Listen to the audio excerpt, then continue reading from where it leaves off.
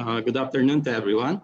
On behalf of our chairman and administrator, Attorney Wilma T. Aisma, we would like to thank the Philippine Ports Authority and the Transport Events Management for inviting the Subic Bay Metropolitan Authority to be part of this timely undertaking.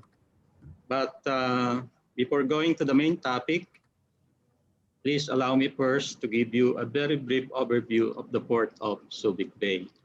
Next slide, please.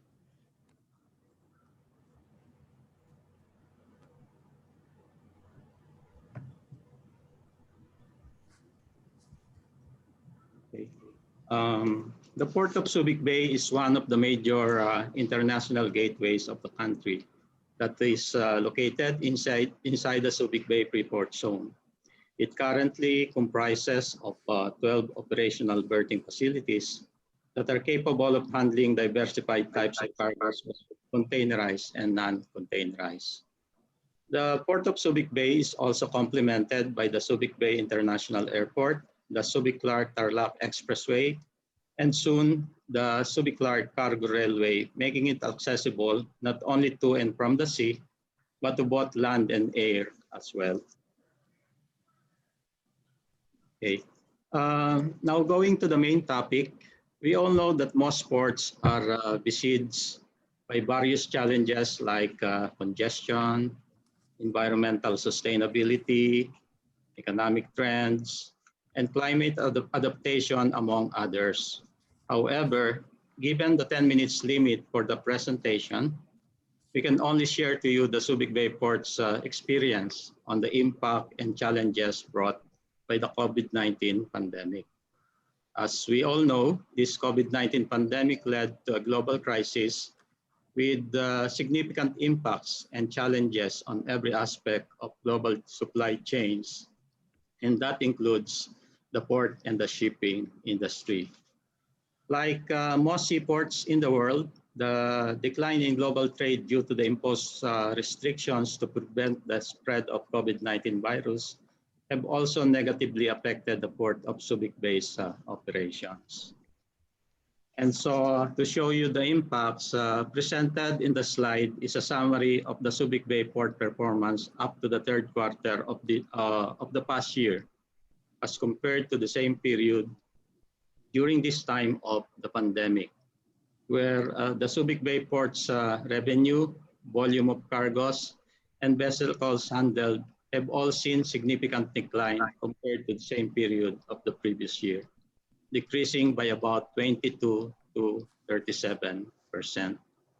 But despite all this, and many thanks to the dedicated workers of the SBMA and other units, the Subic Bay Port throughout the pandemic has remained open, operational, and has continuously facilitated the flow of essential goods and commodities. You want to move to the next slide, is it?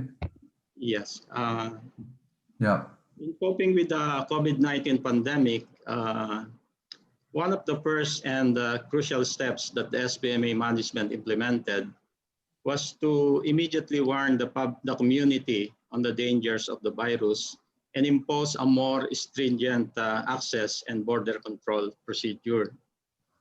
As a former military base, the Freeport's secured perimeters and limited access points greatly contributed to effectively regulate and mitigate the entry of possible infection sources. The SBMA also immediately acquired additional personal protective equipment, thermal scanners, disinfection, and other equipment, and hired additional medical staff to manage the agency's community isolation units. To date, a total of 80 rooms have been prepared by the SBMA to serve as isolation and quarantine facilities for locators, residents, employees, and other stakeholders. The SBMA also offered economic relief assistance to locators and residents in accordance with the Bayanihan to Heal as One Act.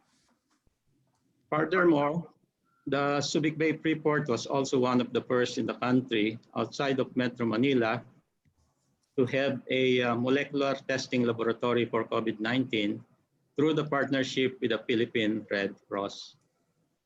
On the operations side, the Subic Bay Port Management also accelerated the implementation of automation projects, which allowed the online processing of vessel entry applications and other previous applications that were still being processed manually. In times like this, us applying the lessons learned resulting from this pandemic helps a lot in mitigating the impacts of the crisis.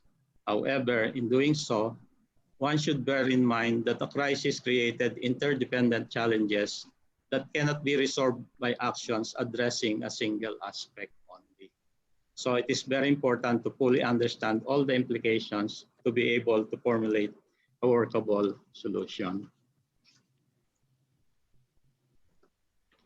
Okay, on the future plans and opportunities, certainly this may not be the first and the last major pandemic that the port and shipping industry may face. So moving forward, the Subic Bay Port's future plans are focused on the following. First is on technology. The Subic Bay Port is now embarking on several automation initiatives, which includes first, upgrading of its vessel traffic management system, which will include a web-based port management system. This is a new system similar to those in advanced ports like Singapore, which will allow the management and seamless monitoring of vessel movements and port operations as a whole. Also, in addition to its current gate management system, the port will also roll out additional modules to include transshipment and bring-in permit applications, leading towards less physical transactions. And the Subic Bay Port's value-added service provider is likewise developing the port community system that will interconnect and consolidate all current and upcoming automation projects of the SBMA Seaport as well as Trade Facilitation and Compliance Department in just one portal. The Subic Bay Port's other initiatives target the improvement and expansion of maritime and other support infrastructures. As you may know, the Subic Bay Port facilities, with the exception of the new container terminals and Hanjin shipbuilding facilities, are all inherited from the US Navy, built about 50 to 70 years ago. And as part of its port rehabilitation and upgrading projects, which have already been delayed by the onset of the pandemic, the SBMA now look towards building facilities that are both efficient yet sustainable. A green port with provisions for shore power and expanded storage spaces, among others, to better accommodate the port users' need at times of crisis like this. Another project being undertaken by the national government through the Bases Conversion and Development Authority, or BCDA, is the Subic-Clark Cargo Railway Project. This project aims to connect the Subic Bay Freeport Zone and Clark Freeport Zone to support the current industrial activities and the potential demand for freight services along the Subic-Clark corridor. Now, some say that in every crisis there lies an opportunity. About 2 months ago this year, through the initiative of the Department of Transportation and the combined support of the Philippine Coast Guard, the Bureau of Immigration, the Bureau of Quarantine, and other stakeholders, the Port of Subic Bay was opened as a crew change hub, whilst ensuring effective protection for the local communities during these essential activities. The SBMA chairman and the board of directors considered this as an opportunity not only to generate additional revenues, but more to serve and help the long-stranded Filipino seafarers, the unsung heroes of the country, to be able to finally come home to their families and at the same time enable new seafarers to board ships and find jobs.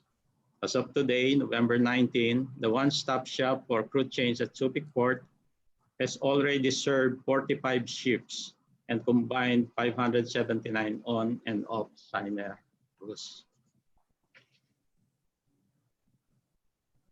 Another possible opportunity behind COVID-19 pandemic that the Subic port is looking into is the vessel layup at its anchorages.